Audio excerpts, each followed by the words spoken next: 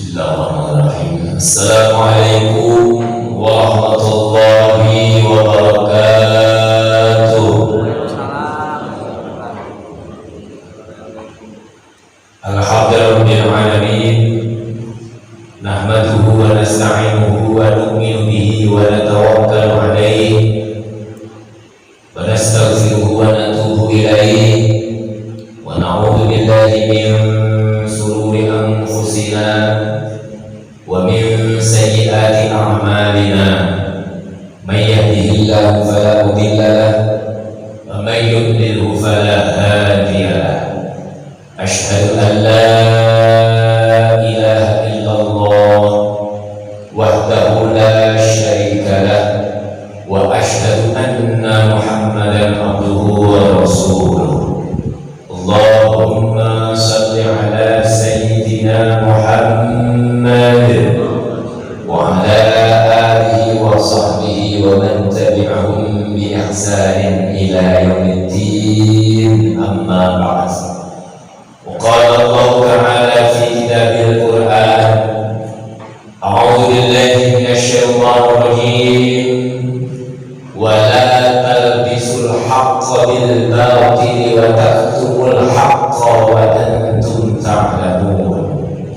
Wa aqimus salata wa atuz zakata warka'u ma'ar raki'in. Shadaqallahul azim. Hadirin hadirat,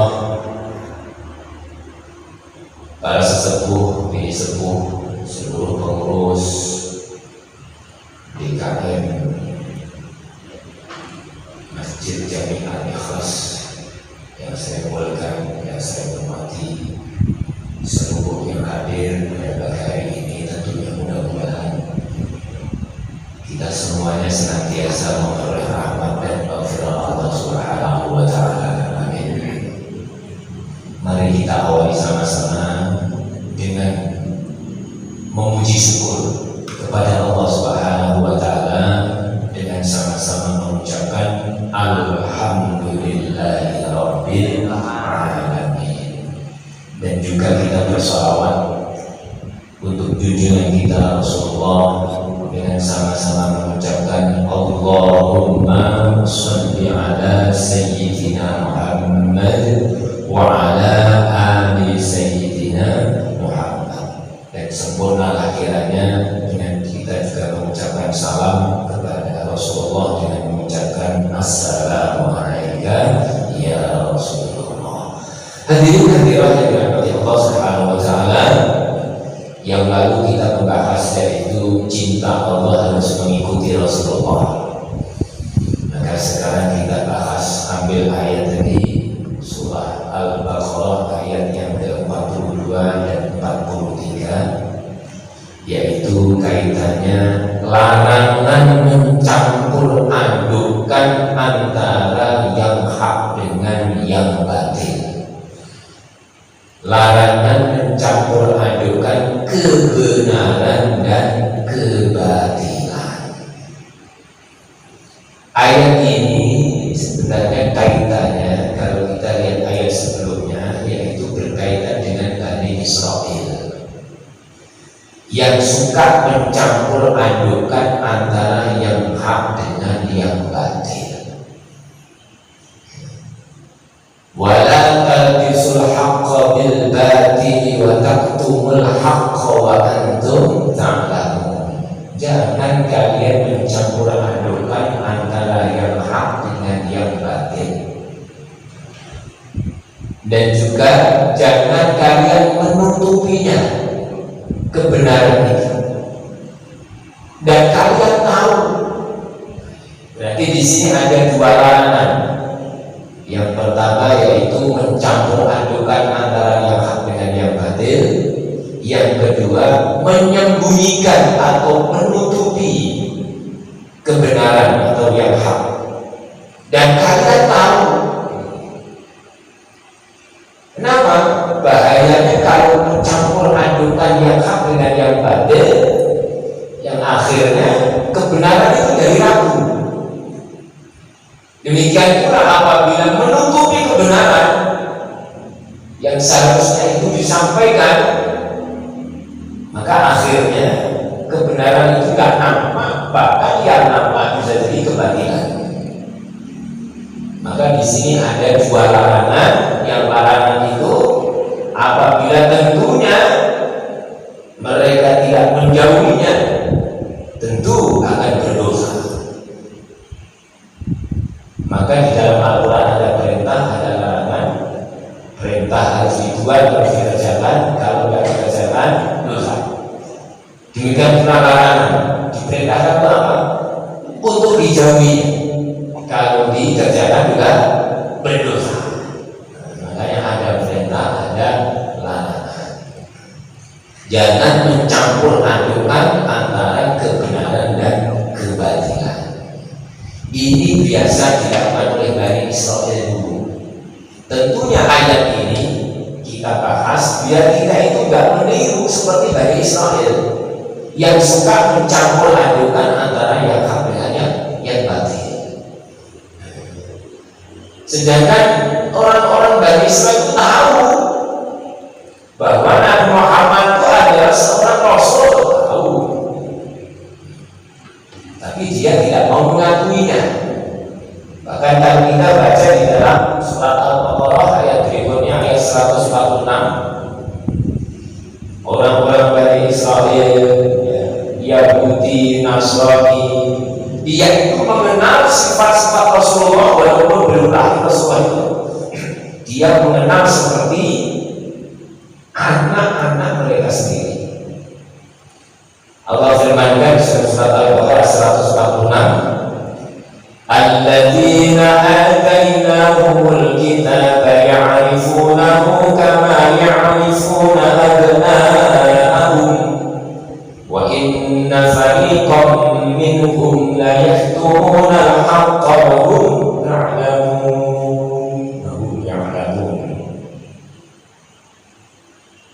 Jadi orang-orang Bani Israil, Yahudi, Nasrani, dia mengenal Rasulullah seperti mengenal anak-anak sendiri.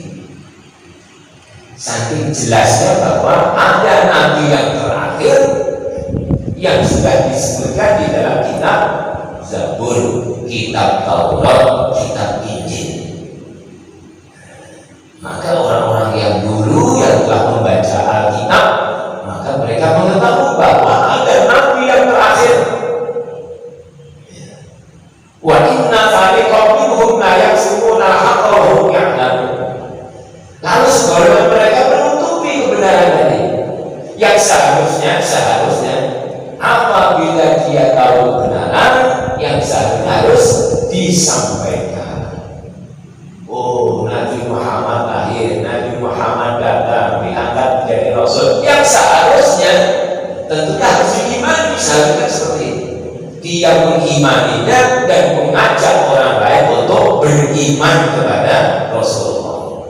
Karena mengimani Rasulullah bagian daripada beriman kepada Allah Subhanahu wa Ta'ala. Maka justru dia tutupi dan mereka tahu. Dia tahu tapi menutupinya. Nah, ini bahayanya.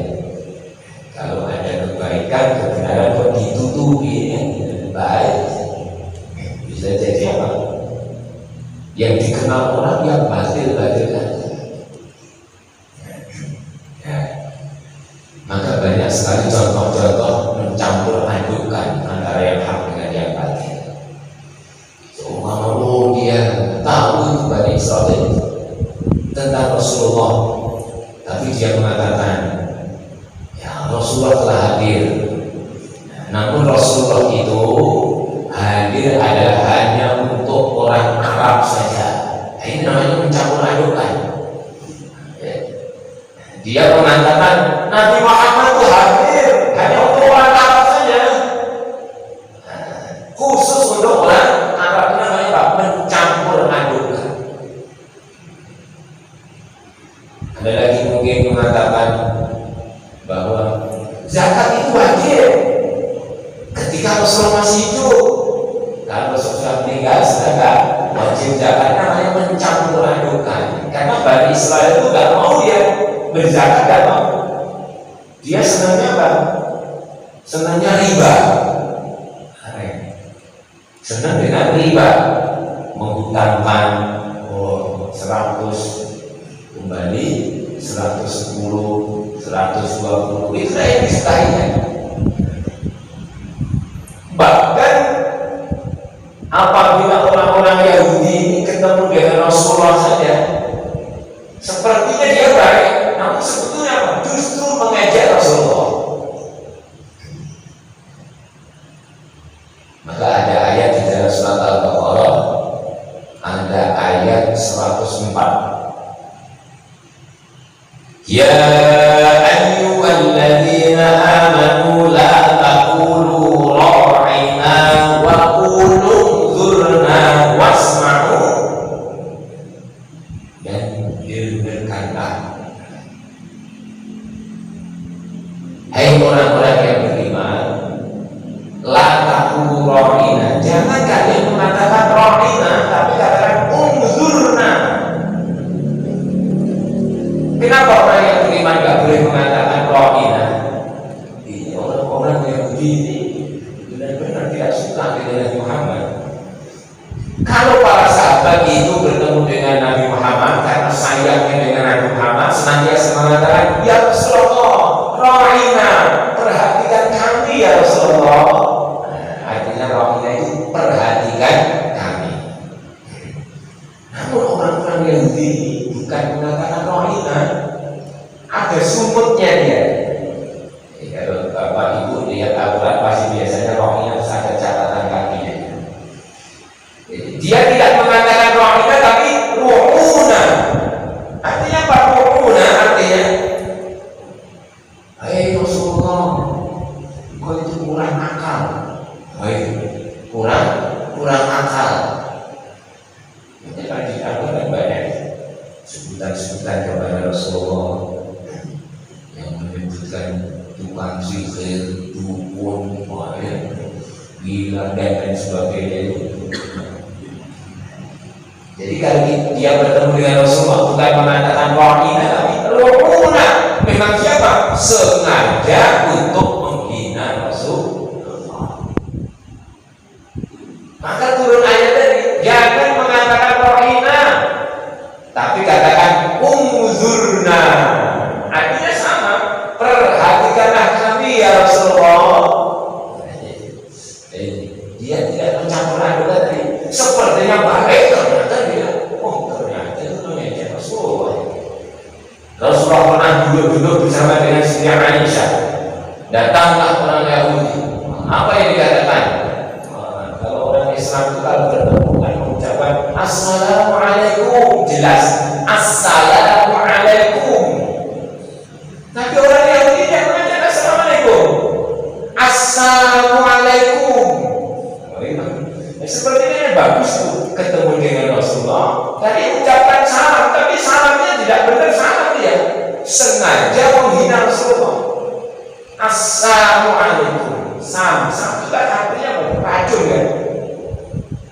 Bisa diartikan kan? Mampus lo gitu. Bisa jadi kan? Assalamualaikum. Siti Aisyah itu ceritanya terang. Jadi dengar tadi ucapan Yahudi. Maka Siti Aisyah langsung keluar dari emosinya. Langsung apa? Jawablah Siti Aisyah. Waalaikumsalam. Kamu itu yang racun, kamu yang mampus. Dalam lalu dinasihati Rasulullah yang Aisyah, kita bukan seperti orang seperti itu. Kita orang yang muslim memiliki akhlak yang bagus. Inna mabu'istu liutamima makarimal akhlak. Aku ini diutus oleh Allah untuk menyempurnakan akhlak. Jangan kalian menjawab, jangan mengulangi ucapannya tadi. Ya. Jangan waalaikumsalam. Ya, kalian itu yang mampus itu. Ya. Jangan ulangi itu. Tapi katakan apa? Waalaikum. Ya, kalian itu. Baik. Jadi jawabannya waalaikum. Gak usah ditambahin waalaikumsalam. Waalaikumsalam. Inilah yang dilakukan oleh orang-orang yang termasuk Bani Israel. Suka mencampur aduk mencampur-adukkan antara yang hak dengan yang batin. Sepertinya baik, ternyata ya Allah,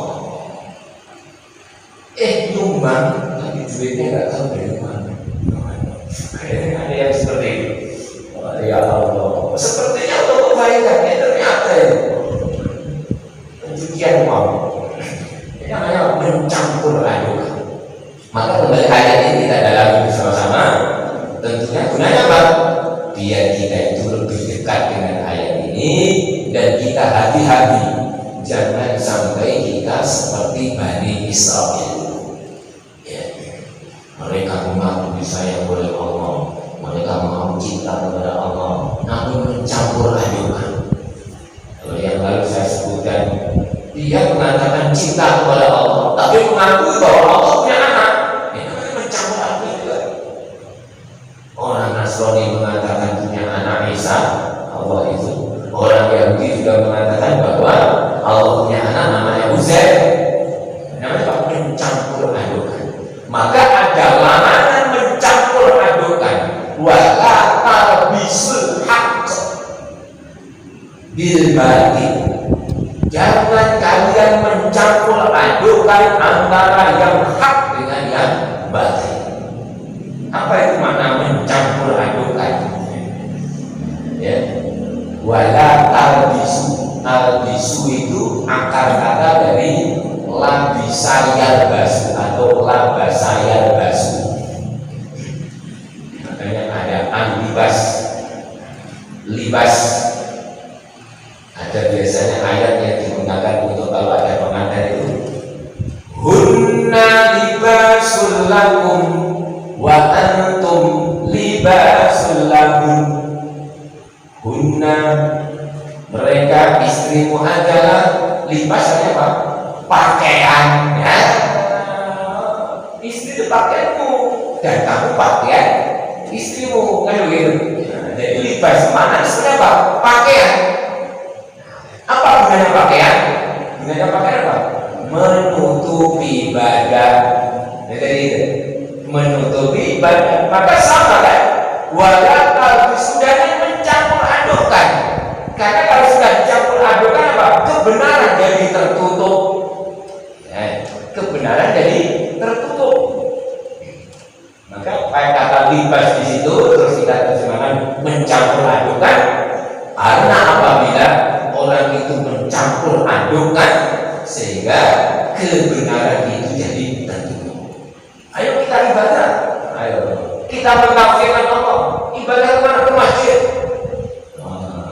Suatu saat punya masalah, perginya ke dukun. Ini namanya campur adukkan.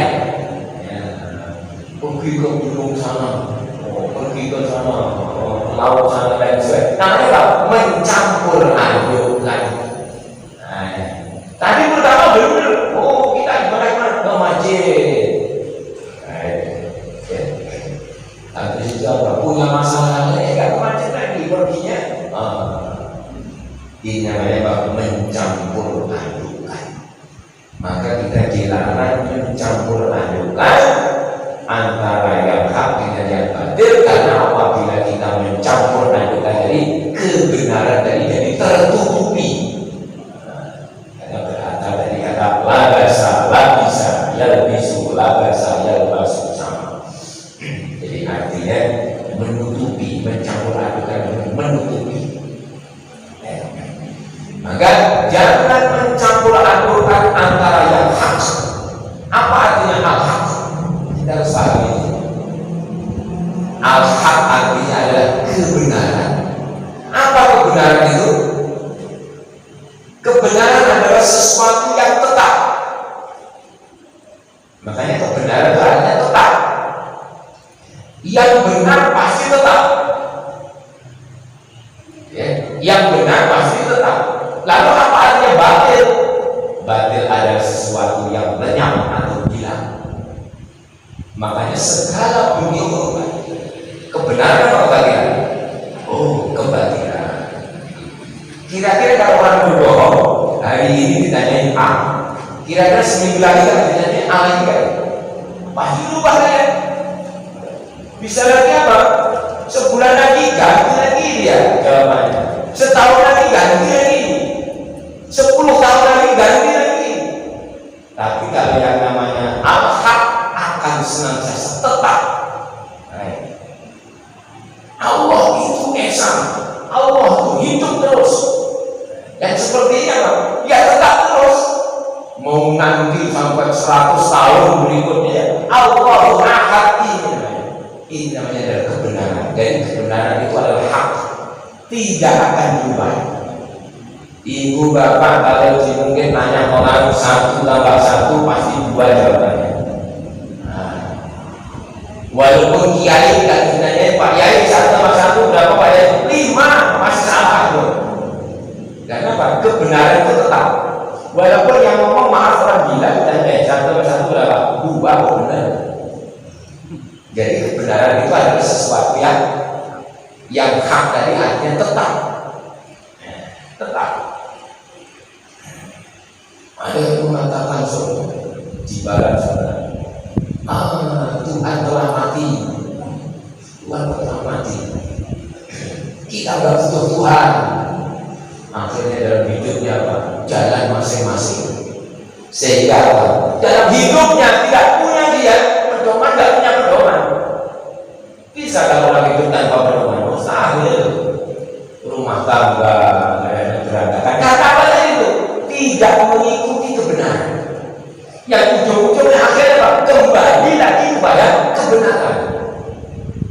Karena kalau namanya kebenaran, al-haq itu berasal dari Tuhan. Ayat berikutnya dari ayat 146 yang orang bilang Yahudi Nasrani mengaku. Berikutnya ayat di bawahnya 147 berarti al-haqqu mir rabbikum fala takunanna minal mumtarin. Al-haq yang benar itu datangnya dari Tuhan kalian. Kebenaran itu datangnya dari Tuhan dan tidak akan berubah. Mau diejek, dihina kayak pun, kalau itu benar tidak akan berubah. Dulu disebut-sebut Muhammad itu adalah tukang sihir. Lama-lama hilang karena tidak terbukti itu. Sudah itu tidak terbukti. Rasulullah itu seorang dukun, tidak terbukti juga.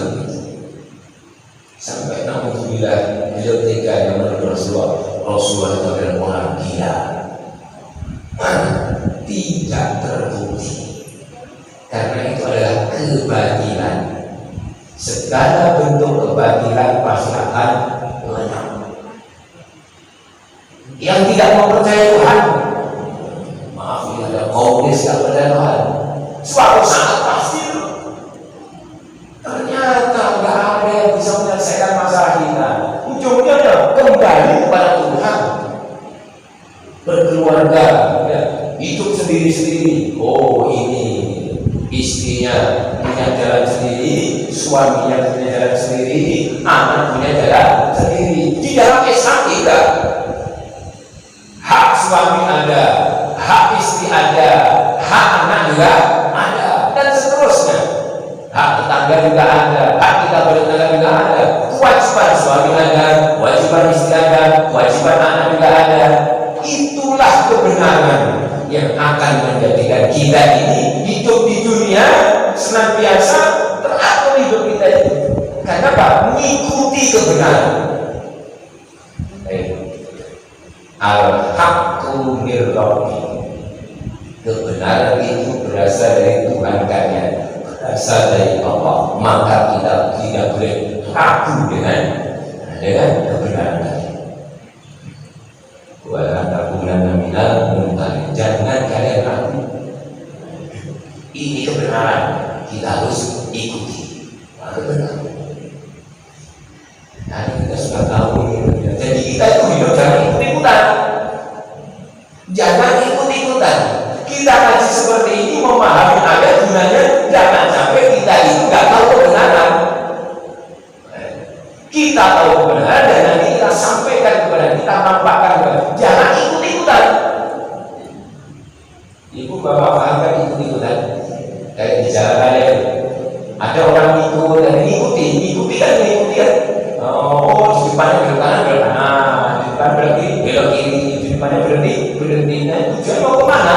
Nah, saya cuma ngikut aja nih. Nggak tahu tujuan. Namanya apa? Ngikut. Jadi cuma ikut-ikutan. Maka biar kita tidak mencampur adukan antara yang hak dengan yang batil, kita terus benar-benar mengetahui kebenaran. Tahu kebenaran. Kalau kita bawa agama, ada orang yang mengatakan sekarang begini, agama itu semuanya sama. Kira-kira seperti ini mengaburkan kebenaran. Agama itu sama. Kan semuanya ngajak ke surga. Oh gitu kan.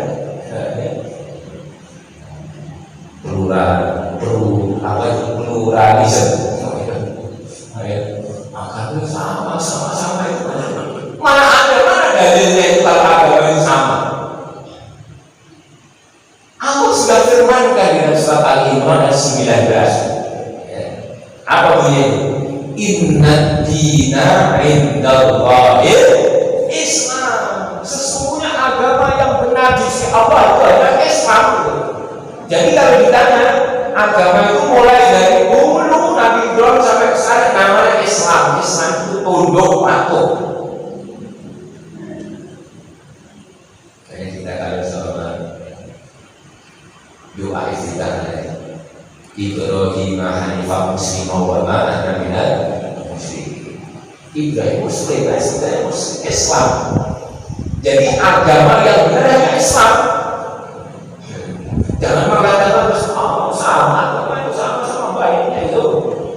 Sama-sama baiknya. Ngajak juga ke surga. Ini namanya mencampur adukan. Sehingga yang sebenarnya nanti akan tertutup. Kalau sama-sama baik, cari aja yang baik, anak, yang sama. Sedangkan agama tidak sama, kebenaran itu kebenaran dari Allah. Maka tadi kita ngomong agama yang datang dari Allah, yang disampaikan Rasulullah.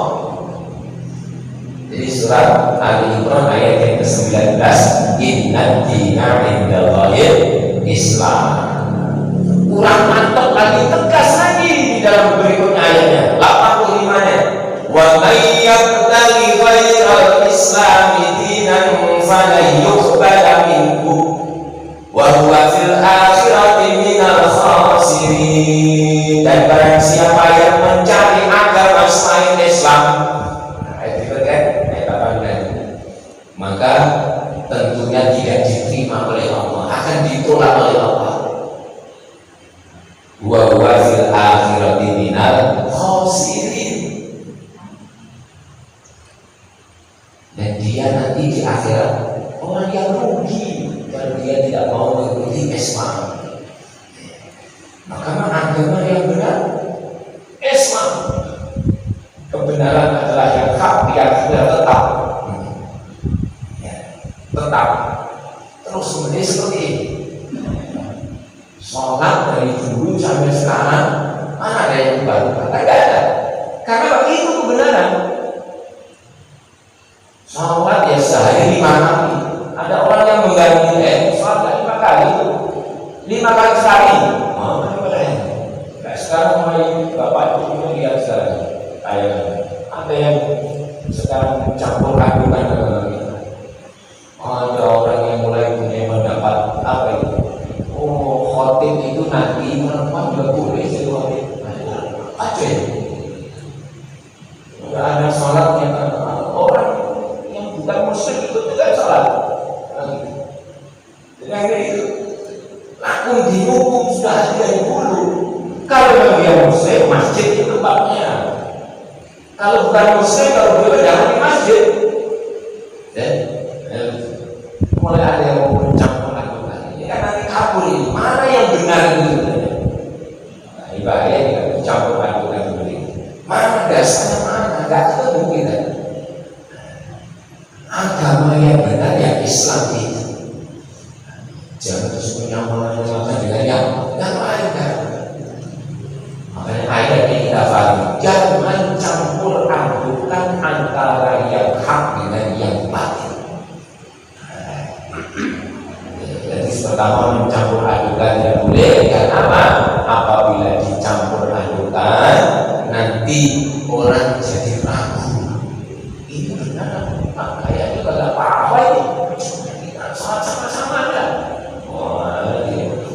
Kita hari apa itu Jumat, kita bareng lah di masjid kita ini.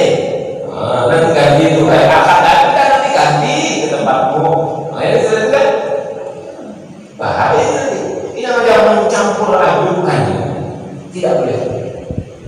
Ya, jadi mencampur adukan satu dilarang oleh Allah karena apa? Itu dosa. Berikutnya waqatumul haqq, menyembunyikan yang benar, menyembunyikan kebenaran. Mencampur adukan juga nggak boleh, menyembunyikan juga nggak boleh. Jadi kita punya kewajiban untuk menyampaikan kebenaran. Wa antum ta'lamun, kalian tahu di sini.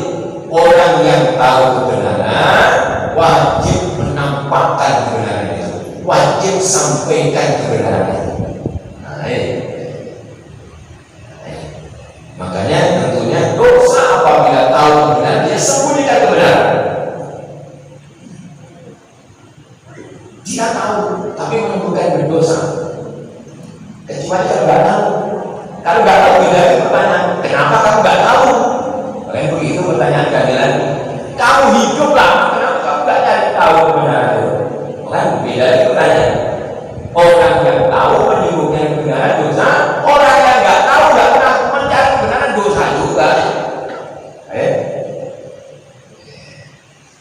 Maka jangan sampai menyembunyikan kebenaran. Harus menampakkan kebenaran. Nampakkan kebenaran. Tapi berat gak menampakkan kebenaran? Berat. Apalagi terhadap di hadapan penguasa. Penguasa semua penguasa yang zalim.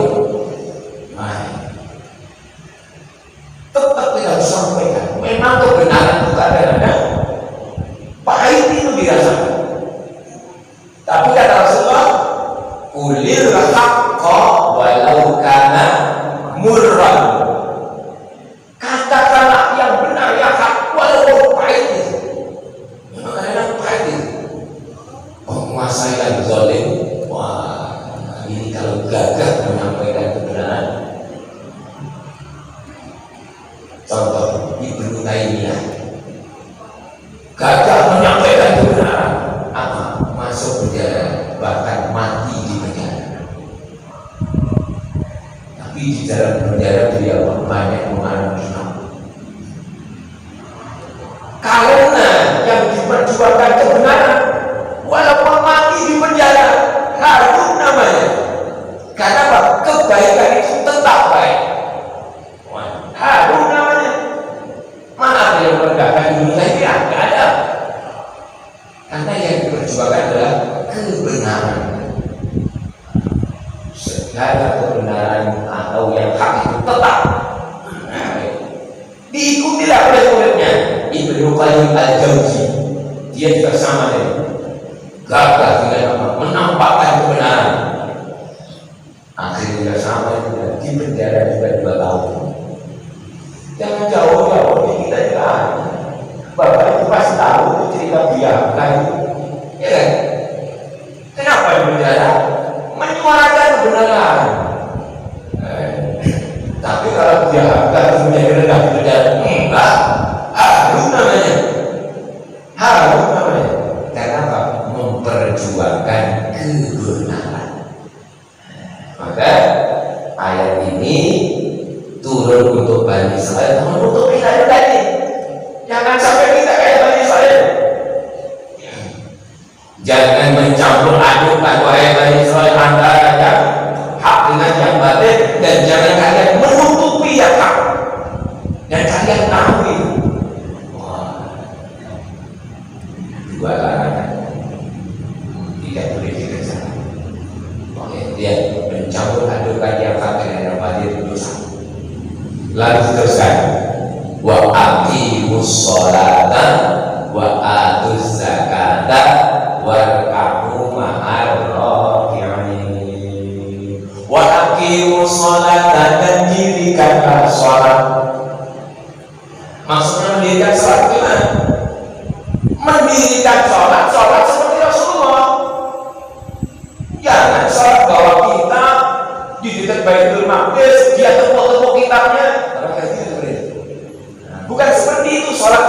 Terus Al-Quran di sini, sholat yang dimaksud di sini adalah sholat sebagaimana yang dilakukan oleh Rasulullah SAW. Hei orang Yahudi, hei orang Nasrani, ada yang sholat nyanyi. Sholat yang dimaksud kan ya sholat juga. Ada sholatnya yang nyanyi-nyanyi, ada yang sholatnya sambil bawa tabutnya itu dia tepuk-tepuk. Itu juga sholat. Namun sholat yang diperintah oleh Allah bukan sholat seperti itu. Sholat sebagaimana yang dilakukan Rasulullah SAW. Maka sebutannya wa aqimus sholat. Apa artinya wa aqimus sholat? Mendirikan dari kata qoma. Bukan maf'alus sholat, bukan mengerjakan sholat atau wa'malus sholat, bukan. Tapi wa aqimus sholat. Apa bedanya? Oh beda. Kalau mengerjakan sholat, mengerjakan ini bisa jadi sambil nyanyi-nyanyi itu. Tapi kalau kita menyebutkan wa aqimus sholat, tentunya di situ ada kaitannya. Badan harus bergerak, lisan harus berucap atau bicara. Makanya ada namanya rukun qauliyah yang diucapkan, ada rukun fi'liyah gerakannya. Ini namanya sholat. Jadi badannya gerak, lisan harus mengucap atau berbicara, pikirannya memahami. Kan sudah, pikirannya memahami. Lalu apa yang diucapkan dia harus berusaha seperti itu kan? Dan juga hatinya dipenuhi dengan keimanan. Tidak cukup berbanyak juga ya. Adanya kehadiran Allah Subhanahu wa Ta'ala. Ini namanya mendirikan sholat, bukan mengerjakan sholat. Jadi kalau benar-benar mendirikan sholat, ada rasa kehadiran Allah. Allahu Akbar, ada rasa kehadiran Allah. Allah Maha Besar. Namun kalau ada orang yang sholat Allahu Akbar, serangkai-rangkai yang akan dilakukan. Nanti aku lagi sholat, saya mau pergi ke pasar, saya mau beli jeruk itu 3 kilo aja, 2 kilo aja. Selesai sholat, oh iya 2 kilo tadi saya sudah putuskan di dalam sholat. Ini namanya apa? Ini bukan sholat namanya, mengerjakan sholat. Bukan dalam sholat, ada orang yang sholat seperti itu. Ya, oh ada pas sholat itu gara-gara kuncinya hilang, bikin sholat kunci di mana? Ya Allah, wah akhirnya sebelum sholat itu ketemu, iya taruh di sana, benar ya. Ini namanya apa? Bukan lagi masalah. Namanya adalah mengerjakan sholat. Maka kita yang diperintah mendirikan sholat. Jadi hadirnya hati ini juga, hadirnya hati ini bukan dalam sholat. Jadi jangan sampai kita terus langsung mengandai-andai kita berpikir melayani kemana. Jangan. Kalau mau pikiran kita kemana-mana, ikut dulu sholat. Kalau perlu seperti terus bunyi bacaan kita perdengaran telinga kita. Nah, gunanya apa? Biar kita tidak memikirkan yang lain. Karena kalau kita sudah namanya takbiratul ihram, takbir ihram haram. Berarti takbir yang membuat haram melakukan suatu perbuatan yang tidak berkaitan dengan sholat. Makanya namanya takbiratul ihram. Termasuk pikiran kita ini, harus kita benar-benar kita sholat. Makanya namanya wa aqimus sholat. Sholat. Kenapa sholat ini? Kalau tadi saya sebutkan itu, orang yang sholat adalah menghadirkan Allah, sehingga kita merasa rendah di sisi Allah. Maka ini nanti hikmahnya, siapapun yang mau sholat, insya Allah dijauhkan daripada sifat sombong. Karena apa? Mau menghadirkan Allah dan mau merendahkan dirinya di sisi Allah. Fir'aun itu kenapa dia sampai mengaku dirinya sebagai Tuhan? Karena apa? Tidak mau sholat. Tidak mau sholat.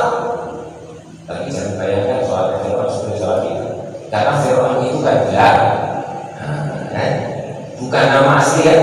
Kalau bukan nama asli, nah, suatu saat nanti akan muncul juga orang seperti Fir'aun. Tapi Fir'aun itu luar biasanya Pak, berani mengaku dirinya sebagai Tuhan. Ana rabbukumul a'la.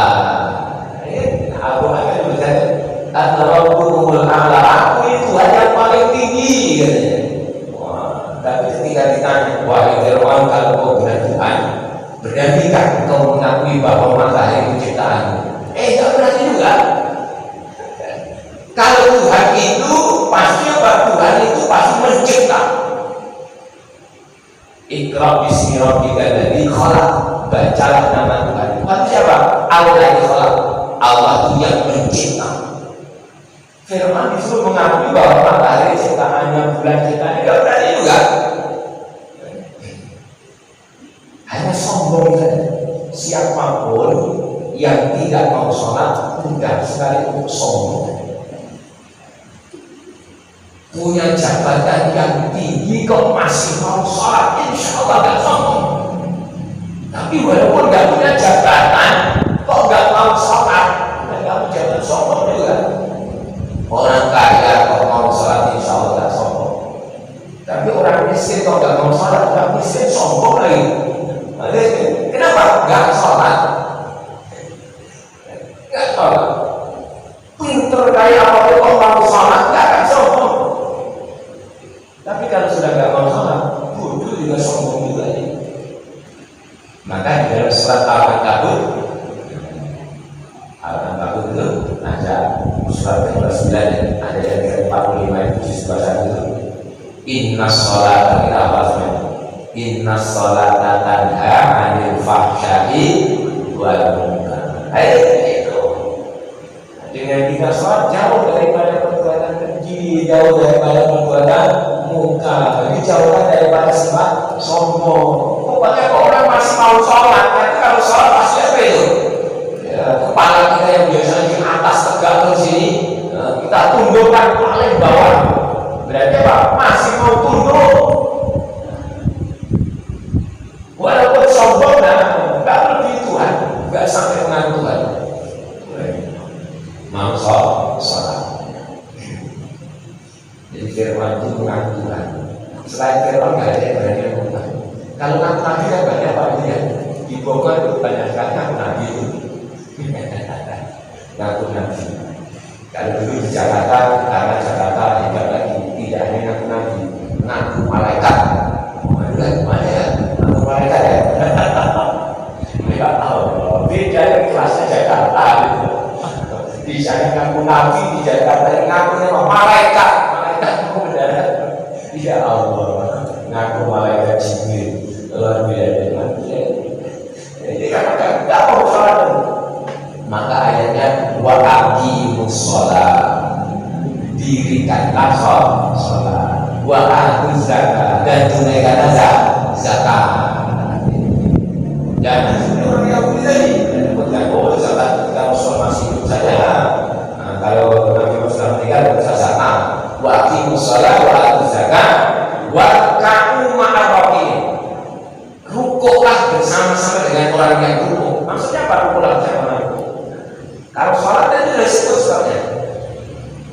Berarti kalian harus senantiasa bersama-sama dengan Rasulullah. Rukuklah bersama-sama dengan orang yang rukuk. Kita disuruhnya berjamaah.